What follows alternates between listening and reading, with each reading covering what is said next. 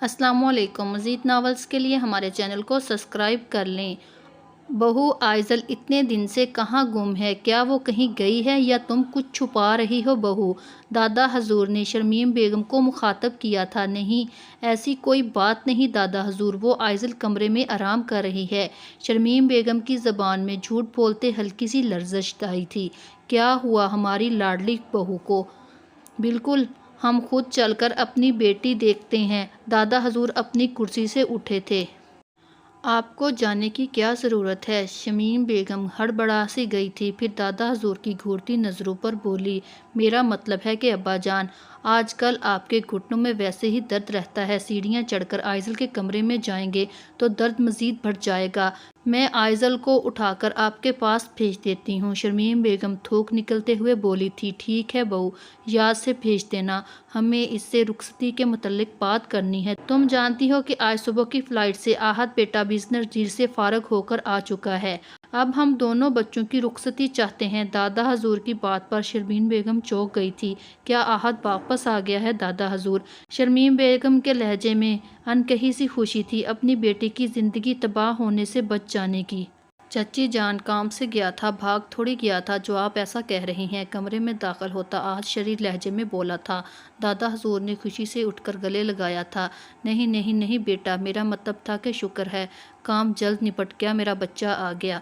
بس زیادہ باتیں بگاڑنے کی ضرورت نہیں بہو، ہم نے فیصلہ کیا ہے اس ہفتے بچوں کو رخصت کر دیا جائے، اس لیے جاؤ جا کر آئزل کو بھیجو ہمارے پاس۔ دادا حضور شرمین بیگم کی بات کو کاٹتے ہوئے بولے۔ شرمین بیگم پریشان چہرہ لیے اپنے پورشن کی جانب چلی گئی۔ اتنی جلدی آئزل کو کہاں سے لاؤں؟ کمال صاحب بھی نہ جانے رات سے کہاں گم ہے۔ شرمین بیگم موبائل کے لیے نظریں گھماتی بڑبڑا رہی تھی کہ اتنے میں باہر سے گاڑی کا ہارن سنائی دیا تھا۔ لگتا ہے کمال صاحب آ گئے۔ شرمین بیگم نے کھڑکی کا پردہ کھسکاتے باہر دیکھا، جہاں گاڑی سے اترتی آئزل کو دیکھتے خوشی سے باہر کی طرف گئی۔ آئزل میری بچی، تم یوں اچانک آ گئی، بتایا بھی نہیں، چلو خیر، یہ بھی اچھا ہوا تم ٹائم پہ آ گئی، ورنہ پچھلے عرصے سے جس راز کو ہم چھپا رہے تھے وہ آج سب کے سامنے آ ہی گیا تھا۔ بہت اچھا کیا کمال صاحب کہ آپ آج اسے لے آئے، شرمین بیگم خوشی سے بولی۔ اتنی خوشی میں وہ آئزل کے سپاٹ چہرے اور سرخ آنکھوں کو نہ دیکھ سکی، جو اس وقت ہر جذبے سے پاک تھا۔ شکریہ مجھے نہیں، حمزہ کا کہو جو آئزل کو بروقت یہاں پر پہنچا گیا ہے۔ آپ حمزہ کو یہاں تو نہیں لے کر آ گئے نا؟ دادا حضور بہت غصہ ہوں گے۔ رومان والا واقعہ ابھی سرد نہیں ہوا؟ شرمین بیگم نے دہل کر پوچھا تھا۔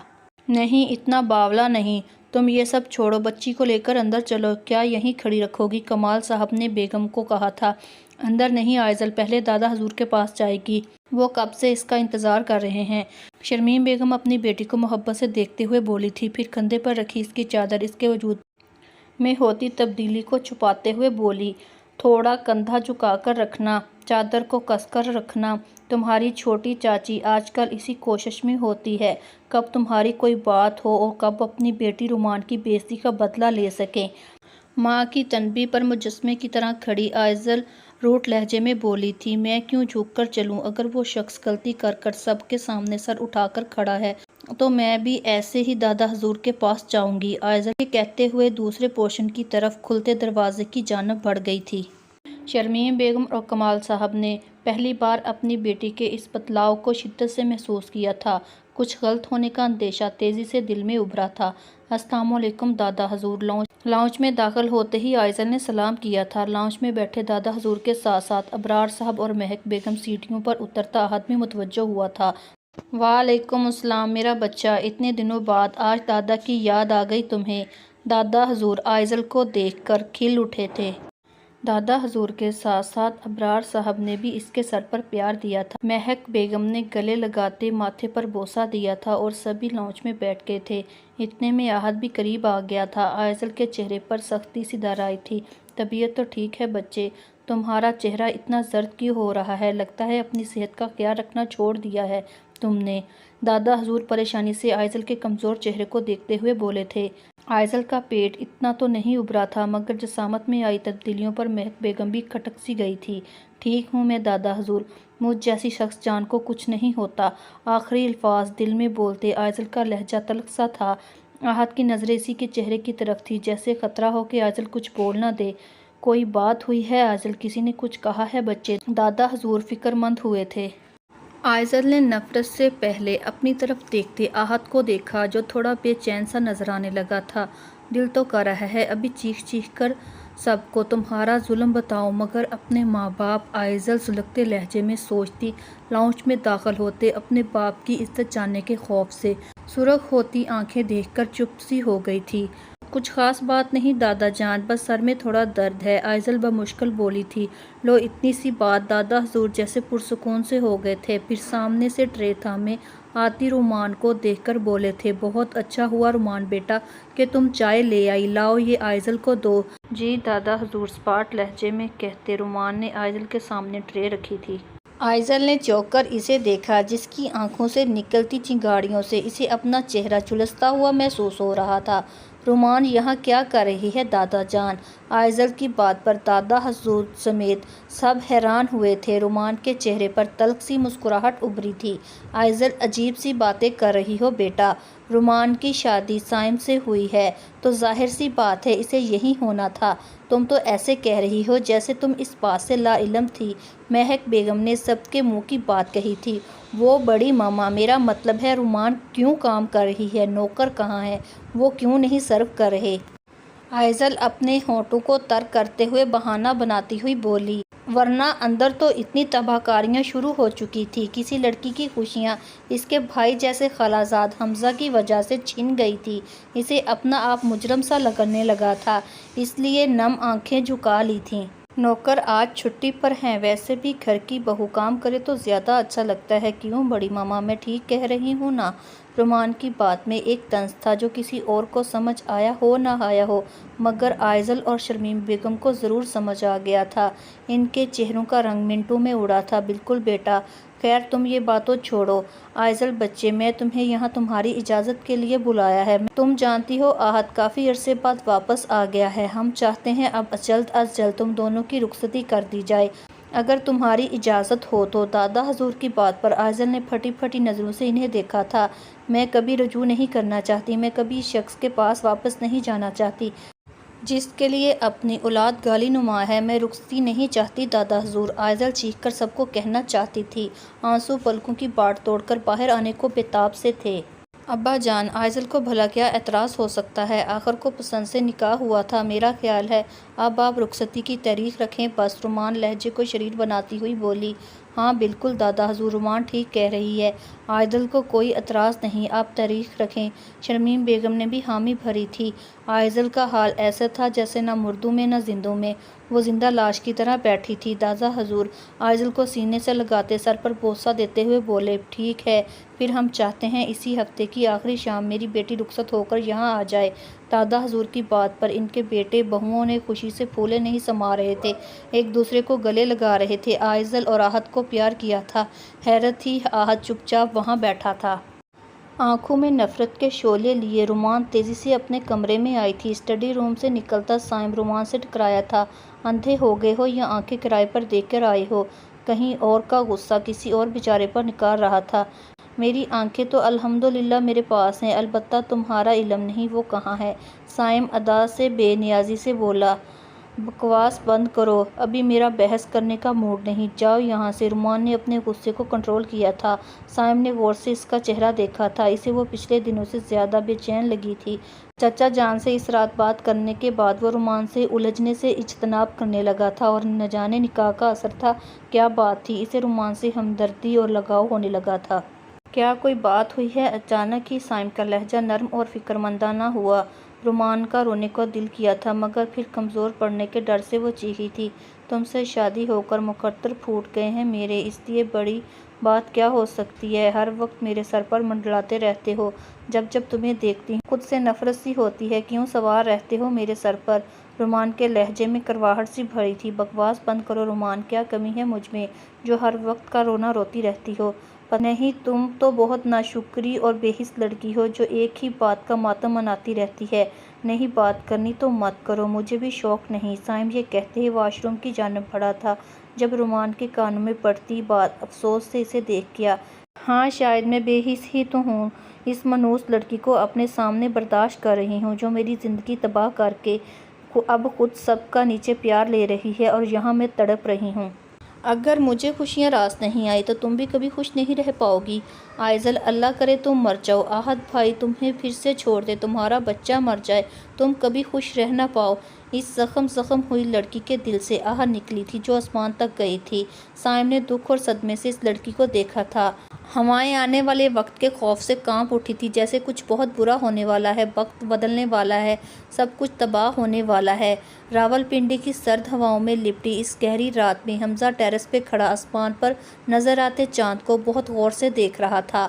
چہرے پر خزاں کا سماں تھا، آنکھیں سرخ ہو رہی تھی۔ اس خوبرو شہزادے کا غم اس کی حالت راز بیان کر رہی تھی۔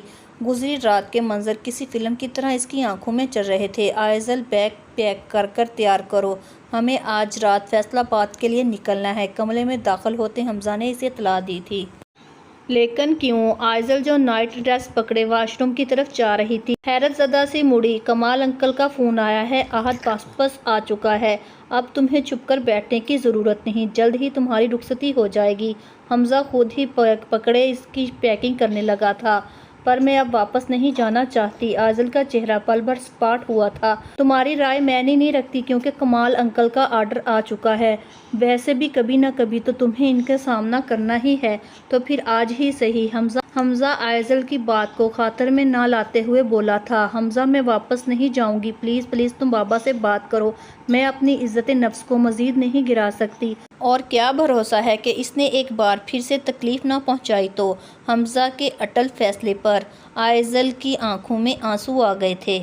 آئزل کی بھری ہوئی آواز پر حمزہ کے حرکت کرتے ہاتھ رکے تھے۔ گہری سانس بھرتے حمزہ نے آئزل کے پاس آتے ہوئے بولا، آئزل، بدگمانیوں کو دل میں جگہ مت دو، یقین کرو اب کچھ غلط نہیں کرے گا۔ حمزہ اسے یقین تھما رہا تھا مگر آئزل کی آنکھوں میں ہلکورے لیتا ایک ڈر اسے یقین کا سرا تھامنے نہیں دے رہا تھا۔ اتنے یقین کے ساتھ کیسے کہہ سکتی ہو؟ یہ بھی تو ہو سکتا ہے وہ مزید مجھے توڑ دے، اگر میں تیسری بار ٹوٹی تو پھر کبھی نہیں جڑ پاؤں گی۔ آنسو قطروں کی صورت ٹپک رہے تھے۔ حمزہ کا ہاتھ خود بخود ان آنسوؤں کو چننے کے لیے اٹھا تھا مگر خود پر ضبط کرتے ہوئے وہ درمیان میں ہی رک گیا۔ پارٹنر پلیز آنسو صاف کرو، تیار ہو جاؤ، وقت بیت رہا ہے، کل کا سورج آپ نے ہر حال میں فیصل آباد میں دیکھنا ہے، مزید بحث نہیں۔ حمزہ نظریں چراتے بیگ کی زپ بند کرتے باہر کی جانب بڑھا تھا جب آئزل کے آنسو میں لپٹی آواز اس کے کانوں میں ٹکرائی تھی۔ آپ پر یقین کر جا رہی ہوں حمزہ، اگر اس بار میں ٹوٹی تو میرے گناہ گاروں میں سب سے اوپر آپ کا نام ہوگا، میں آپ کو کبھی نہیں معاف کروں گی، سمجھ لیجیے آئزل مر گئی آپ کے لیے۔ اس کے بعد اس رات سب کو سچ جھوٹ ملا کر اصل بات بتاتے وہ آئزل کو اسی گاڑی سمیت فیصل آباد چھوڑ آیا جس میں وہ اسے لے کر آیا تھا۔ کیا سوچ رہے ہو حمزہ؟ ساتھ نے حمزہ کی پیٹھ پر ہاتھ رکھا۔ حمزہ چونک کر ماضی کی یادوں سے باہر آیا۔ تم کب آئے؟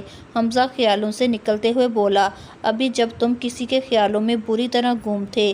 ساتھ ڈرلنگ سے ٹیک لگائے اس کی طرف چہرہ لیے کھڑا ہو گیا تھا۔ میں تو بس کل ہونے والی ڈیل کے متعلق سوچ رہا ہوں، جانتے ہو یہ ہمارے کیریئر کی پہلی منزل ہے، اگر ہم نے اس میں کامیاب ہو گئے تو ہمیں آگے بڑھنے سے کوئی نہیں روک سکتا۔ حمزہ بہت سنجیدہ دکھائی دے رہا تھا۔ ہاں بالکل، اگر کل کی بڈ میں ہمارا سافٹ ویئر سبقت لے جاتا ہے تو ہماری کمپنی دنیا میں ترقی کی منزل طے کر لے گی انشاءاللہ۔ وہ پرعزم تھے۔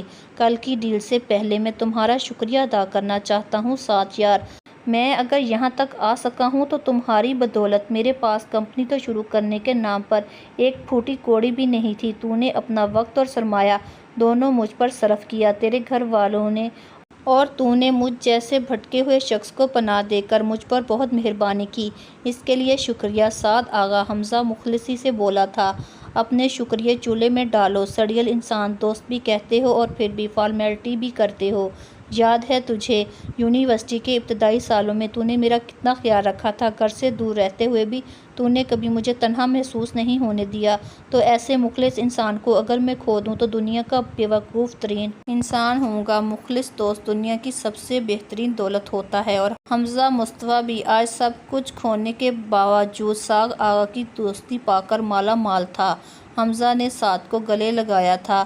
آئزل بہن گھر پہنچ گئی۔ حمزہ تیری بات ہوئی ان سے؟ اچانک آئزل کا یاد آنے پر سعد نے سنجیدگی سے پوچھا۔ کل رات کمال انکل کا فون آیا تھا تو اسی وقت میں نے فلائٹ بک کروا لی تھی اور پھر میں خود انہیں کمال انکل کے حوالے کر کے آیا ہوں۔ اس کے بعد ان میں سے کسی نے بھی فون نہیں کیا۔ شاید بھول گئے ہوں گے۔ حمزہ سپاٹ تاثرات لیے بولا تھا۔ وہ یہ نہ کہہ سکا۔ جاتے ہوئے کمال صاحب نے اسے وہاں رابطہ نہ کرنے کا کہہ کر گئے تھے۔ اگر انہیں بھول گیا ہے تو تم ہی خیریت دریافت کر لو۔ یہاں سب آئزل کو مس کر رہے ہیں۔ احمر اور افرا تو بہت اداس ہو گئے ہیں، اوپر سے گھر والوں کے پاس کوئی نمبر بھی نہیں ہے۔ آئزل سے بات کر سکے، ہو سکے تو ایک دفعہ بھی جان سے بات کروا دینا، کیونکہ وہ آج مجھ سے آئزل بہن کی خیریت پوچھ رہی تھی۔ احد واپس آ گیا ہے، اب شاید کچھ دنوں میں رخصتی ہو جائے، ان میں وہ بیزی ہوگی۔ میرا خیال ہے ہمیں انہیں ڈسٹرب نہیں کرنا چاہیے۔ حمزہ اپنے کندھوں پر رکھی چادر ٹھیک کرتے ہوئے بولا۔ چونکنے کی باری سعد کی تھی۔ تو ٹھیک ہے حمزہ؟ سعد نے حمزہ کی طرف فکر مندی سے دیکھتے ہوئے کہا۔ ہاں، کیونکہ میں نے رب کی خواہش کے آگے گھٹنے ٹیک دیے ہیں۔ جو چیز میری نہیں، اس سے دستبردار ہو گیا ہوں۔ میری دعا ہے کہ آئزل اور احد دونوں خوش رہیں، ان پر کوئی آنچ نہ آئے۔ احد آئزل اور اپنے بچے کو خوش رکھے، حمزہ نے مسکراتے ہوئے کہا تھا۔ سعد کو حمزہ کے چہرے پر محبت کھو جانے کا ملال نظر آیا، مگر ساتھ ہی ایک سکون سا احساس بھی دکھائی دیا جسے وہ مطمئن ہوا۔ لو یو یار، قسم سے اگر میں لڑکی ہوتا تو تجھے پرپوز کرتا، سعد نم آنکھوں سے بولتے حمزہ کے گلے لگا تھا۔ حمزہ سعد کی بات پر مسکرا دیا۔ ایک طرف دوا دی تھی، دوسری جانب بد دوا دی تھی، نہ جانے کون پہلے آئزل کو لگنی تھی۔ ہوائیں پرتجسس ہوئی تھیں، ہر طرف ایک بے چینی سی پھیل گئی۔ السلام علیکم امام صاحب۔ مسجد کے ساتھ بنے امام کے حجرے میں داخل ہوتے کمال صاحب نے سلام کیا تھا۔ وعلیکم السلام کمال بیٹے، خیریت؟ آج یہاں پرنور چہرے والے امام صاحب کمال صاحب اور ان کے ساتھ احد اور سائم کو خوش آمدید کرنے اٹھے تھے۔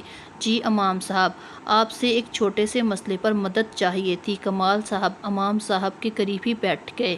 یہ احد ہے، میرے بھانجے اور داماد۔ کمال صاحب نے احد کی طرف اشارہ کیا، پھر بات جاری رکھتے ہوئے بولے۔ امام صاحب، اصل میں شادی سے کچھ عرصے بعد احد نے غصے میں لڑائی کے دوران میری بیٹی کو طلاق دے دی، جبکہ وہ حاملہ تھی، مگر اب یہ رجوع کرنا چاہتے ہیں۔ چونکہ ہم جانتے ہیں بیوی حاملہ ہو تو طلاق نہیں ہوتی، لہٰذا آپ بتائیں کہ یہ رجوع کس طرح ہو سکتا ہے؟ کمال صاحب نے سچ جھوٹ ملا کر امام صاحب سے رجوع کرنے کا طریقہ پوچھا تھا۔ اسی وجہ سے غصہ حرام قرار دیا گیا ہے بیٹا، یہ انسان کی زندگی تباہ کر دیتا ہے۔ طلاق اللہ کے نزدیک بہت ناپسندیدہ عمل ہے، جو کہ تم غصے میں سر درد کر بیٹھے ہو۔ اب صرف تم سے چند سوال کرنا چاہتا ہوں، پھر ہی کوئی جواب دے سکوں گا۔ خوبصورتی سے سجے اس حال میں ہر طرف گہما گہمی تھی۔ نکاح کی رسم ہوتے ہی ہر طرف مبارکباد کا شور اٹھا تھا۔ لوگ مڑ مڑ کر اس خوبرو شہزادے کو مبارکباد دینے آ رہے تھے، جو سنجیدہ چہرے کے ساتھ مبارکباد قبول کر رہا تھا۔ اس کے چہرے کو دیکھتے ساتھ بیٹھے شخص نے اپنا کندھا اسے مارتے ہوئے کہا، لالا تیرا نکاح ہوا ہے، تھوڑی مسکراہٹ چہرے پہ لے آ، ورنہ لوگ کیا کہیں گے؟ دولہا میاں تو شاید زبردستی مار کے بٹھایا گیا ہے۔ ساتھ بیٹھے شخص کے مذاق پر بھی دولہے کے چہرے پر مسکراہٹ نہیں آئی تھی۔ اتنے میں دلہن کے آنے کا شور اٹھا۔ دولہا دلہن کے استقبال کے لیے کھڑا ہوا تھا۔ دلہن سیج سیج کے قدم اٹھاتی سرخ اور گولڈن رنگ کے بھاری لہنگے میں سر پر سرخ دوپٹہ اوڑھے چلی آ رہی تھی۔ ماشاءاللہ، دلہن دلہن کی جوڑی تو سورج اور چاند کی جوڑی جیسی ہے۔ ارے بہن، خوبصورتی معنی نہیں رکھتے، بس نصیب اچھے ہونے چاہیے۔ اللہ کرے اس دفعہ اس لڑکی کی قسمت اچھی نکلے، بیچاری کے ماں باپ کی تڑپتی روح کو بھی شاید سکون آ جائے۔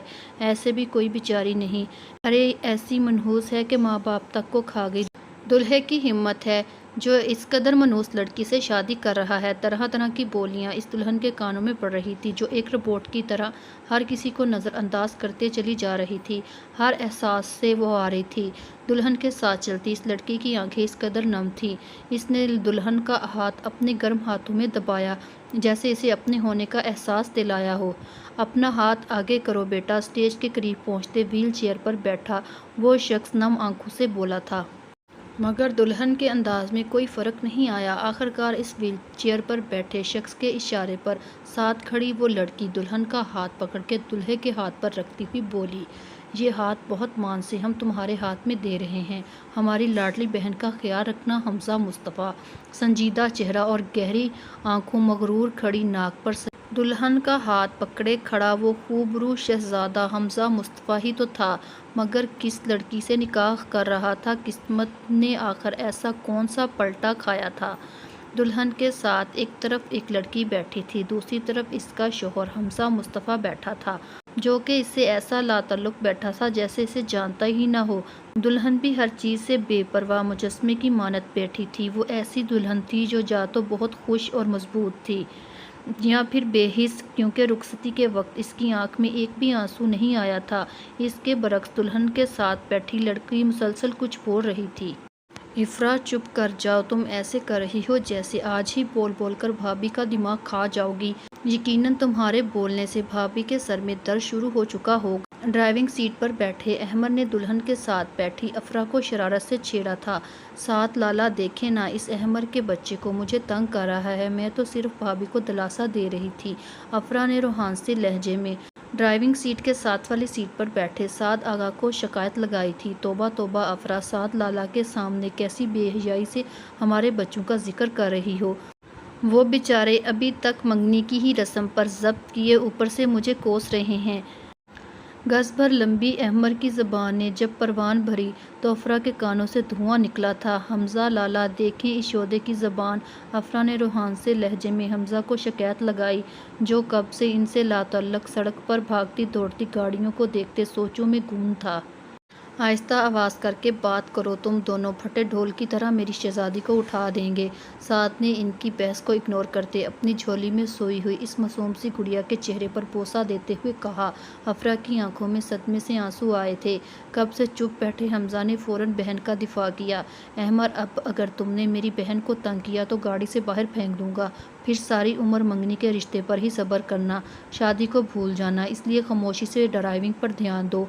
गाड़ी में गूंजती हमज़ा की गमगीर आवाज़ पर जहां अफ़रा खुशी से फूले न समाती चुप हुई थी, वहीं अहमद हमज़ा की धमकी पर शरीफ बना था।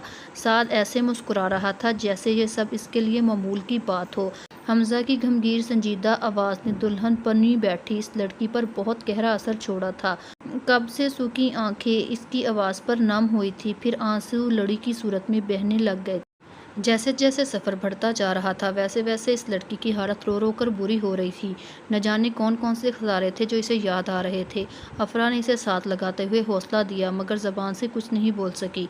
पूरी गाड़ी में एक अजीब सा समा बन गया था। सब खामोश थे। दुल्हन की हिचकियों की आवाज़ हमज़ा के कानों में किसी हथौड़े की मानत लग रही थी। चेहरे की सख्ती बढ़ती जा रही थी। मुठ्ठियाँ भींचकर ठोड़ी के नीचे टकाते इसने रब से शिद्दत से दुआ की थी, या रब प्लीज़ सफ़र जल्दी से कट जाए। मगर वक्त लगता है आज बहुत आहिस्ता चल रहा था। रुखसती के बाद सब घर गए थे। वो भी सब काम निपटाने के बाद अब अपने पोर्शन की तरफ बढ़ रही थी। जब लॉन से गुजरते वो किसी शख्स से टकराई। एक मखसूस क्लोन की खुशबू इसके इर्द गिर्द फैल गई थी। इस खुशबू ने इसे अपनी जगह पर सुन कर दिया था। मिस रुमान अजमल फ़रूकी, लगता है दिमाग के साथ साथ आंखें भी किराए पर दे आई हो, इसलिए हर दफ़ा मुझसे टकराने की गलती करती हो। मुकाबल की सख्त आवाज़ पर रुमान के अंदर कुछ छन से टूटा था। मेरा नाम मिसिस रुमान साइम फ़रूकी है, मिस्टर साइम फ़रूकी। रुमान ने अपने लहजे की कपकपाहट पर मुश्किल से काबू पाया था, मगर एक गुस्ताख आंसू बगावत करते हुए फिर भी आंखों से फिसला था, जिसे साइम ने अपनी उंगली पर चुना था। ना, ये रिश्ता तो 2 साल पहले ही अपने इख्तिताम को पहुंच चुका है मिस रुमान। अब तो सिर्फ एक कागजी नाम है। बहुत जल्द वो भी मैं ले लूँगा, क्योंकि जिसे मेरी बहन ने रोका हुआ था वो आज रुखसत हो चुकी है। अल्लाह खुश रखे और हादसों की हर बुरी नज़र से बचाए। दिल में एक दर्द शिद्दत से जागा था। आखिर आप वो अब भूल क्यों नहीं जाते? आप तो मुसलमान हैं ना, इस बात पर यकीन रखते हैं ना कि हमारे साथ जो भी होता है वो रब की तरफ से होता है, किसी इंसान का इसमें कोई इख्तियार नहीं। फिर मुझे क्यों कसूरवार ठहराते हैं? थक चुकी हूँ, अब माफ़ कर दे मुझे। साइम का कॉलर थामते वो मिन्नत पर उतर आई थी। अपने हक में बात करने को तुम्हारे पास हमेशा से लातदाद दलाइल रहते हैं रुमान फ़रूकी, मगर शायद तुम इन सब में एक बात भूल रही हो। हसद की एक नज़र किसी की ज़िंदगी तबाह करने के लिए काफ़ी है, और वो तुम्हारा हसद मेरी बहन आइज़ल की ज़िंदगी तबाह कर गया, और मेरे नज़दीक तुम्हारे इस गुनाह की कोई माफ़ी नहीं। साइम ने रुमान का हाथ कॉलर से झटका था और तेज़ी से अंदर की जानब बढ़ गया। पिलर के पीछे कोई और भी था जो इन दोनों को देखते अपने आंसू पोंछते किसी गहरे गम में डूबा हुआ था। बिस्मिल्लाह रहीला बहू, जल्दी से तेल ले आओ, कितने अरसे बाद मेरी आइजल बेटी घर आई है। बीजान हमजा के साथ खड़ी इस दुल्हन को गले लगाते मोहब्बत से पुरलहजे में कहा था। दहलीज पर तेल डालते वो आइजल और हमजा को लिए अंदर इस आला शान मेंशन की तरफ बढ़ी थी जो बीजान का बिल्कुल नहीं था। आइजल को इस मेंशन के मुतल्लिक जानने में कोई दिलचस्पी नहीं थी। सफ़र की निस्बत वो फिर से अपने खोल में बंद सपाट चेहरा लिए सारी रस्में अपने साथ होते देख रही थी। बीजान ने इन दोनों को सोफे पर बैठाते इनके सर से दूध वार कर पहले हमजा को पिलाया और फिर वही गिलास आइजल की तरफ बढ़ाते हुए बोली, आइजल बेटी, अब तुम इसी जगह मुंह लगाकर दूध पियो जहाँ से हमजा ने पिया है। सुन्नत है बेटा। बीजान की बात पर आइजल के सपाट चेहरे पर रंग आए और गए थे। बीजान, खाली पेट मीठा दूध पीने से आइजल की तबीयत ख़राब हो सकती है, लाएं इनकी जगह मैं पी लेता हूँ। हमजा की बात पर वहीं खड़े मंझले नौजवानों ने खूब शोर मचाया था। वाह लाला वाह, कमाल कर दिया यार, इंशाल्लाह मोहब्बत के मामले में ये अहमर आपके ही कदमों पर चलेगा। अफरा को मोहब्बत पाश नज़रों से देखते अहमर ने ये बात कही थी। बेटा, पहले मेहनत के मामले में हमजा पर जाकर दिखा, फिर मोहब्बत की बात करना। अहमर के सर पर थपकी लगाते साद ने कहा, फिर अपनी गोद में मौजूद बच्ची हमजा को देते हुए बोला, लाला तेरी बेटी परियाना साहिबा उठ चुकी हैं और अम्मा जान आप लोग बाकी रस्में कल को कर लीजिएगा। अब बस करें, इनको आराम करने दे, भाभी इतने लंबे सफ़र से थकी हुई आई हैं। हाँ बेटा, तुम ठीक कह रहे हो। रहीला बहू, आइजल बेटी को तुम इसके कमरे तक पहुंचा दो। अफरा बच्चे, तुम परियाना बेटी को ले लो, आज ये तुम्हारे पास रहेगी। बीजान ने वहाँ सबको भेजते हुए कहा, नहीं बीजान, परिया मेरी बेटी है और ये मेरे साथ रहेगी, आप परेशान मत हो। हमजा ने रोका था। रहीला बेगम के साथ जाती आइजल ने पहली बार स्पाट चेहरे से हमजा को देखा था जिसके साथ वो कुछ देर पहले मंसूब हो गई थी। अजीब से अंदाज में देखने के बाद वो मुंह मोड़कर रहीला बेगम के साथ किसी रोबोट की तरह चलती गई। चंद लम्हों में मेंशन खाली हो गया। सिर्फ हमजा, साद और हमजा की झोली में मौजूद परियाना थी जो हमजा के चेहरे पर हाथ मारते खेल रही थी। हमजा मोहब्बत से परियाना के कभी हाथ को चूमता तो कभी पैरों के तलवों को चूमता दीवाना सा लग रहा था। साद ने इन लम्हों को तस्वीर में कैद किया था। पहली बार ऐसा दीवाना देख रहा हूँ जो रुखसत हुई आई बीवी को छोड़कर बीवी की बेटी से प्यार कर रहा है। साद ने शरारत से हमजा को छेड़ा था। साद आगा, आज पहली और आखिरी बार बता रहा हूँ, परियाना आज से परियाना हमजा मुस्तफ़ा है, वो मेरी बेटी है, मैं इसका बाप हूँ, इसके अलावा इसका कोई हवाला नहीं और ना ही किसी और हवाले से मैं सुनना पसंद करूँगा। हमजा को साद की बात बुरी लगी थी। सॉरी याद, मैं आगे से ध्यान रखूँगा। साद ने अपने दोस्त के कंधे पर हाथ रखा। हमजा, वैसे तू जानता है ना, रुमाना महन की मामा ने बताया है भाभी परियाना को बिल्कुल पसंद नहीं करती। वो ना तो इसे पकड़ती है और ना ही इसका ध्यान रखती है। इसकी पैदाइश के बाद रुमाना बहन ने ही इसे संभाला है। तो तू ऐसे में सबसे ज़िद करके परियाना को साथ क्यों लाया है? साद ने पूछा था। मैं अपनी बेटी को दूसरा हमजा मुस्तफ़ा नहीं बनने दे सकता। जानता हूँ कि वहाँ सब इसके अपने हैं, लेकिन आइजल इसकी माँ है। आखिर वो कब तक अपने साथ हुए जुल्म की कसूरवार इसे समझ सकती है? ये मेरी बेटी है, हमजा मुस्तफ़ा की बेटी। अब इसे हर हाल में इसे कबूल करना होगा। हमजा एक अज़म से बोला था। हमजा की झोली में खिलखिलाती परियां बार बार इस शख्स के चेहरे पर हाथ मार रही थी। हमजा मोहब्बत से इसकी हर अदा को देख रहा था।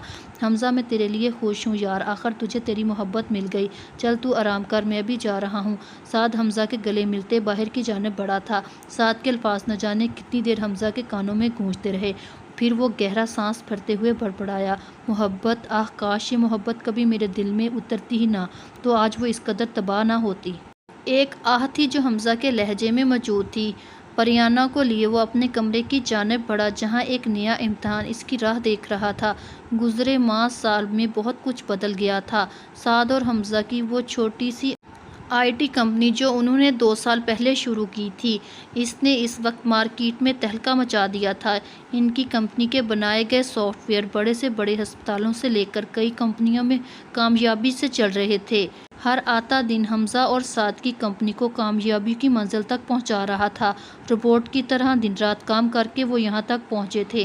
حمزہ نے کچھ عرصے پہلے ہی سعد کے تایا کا مینشن خرید لیا تھا، مگر اچانک ایک طوفان حمزہ کی ذاتی زندگی میں داخل ہوا تھا جو اسے وہیں کھینچ کر لے گیا تھا جسے وہ سالوں پہلے چھوڑ آیا تھا۔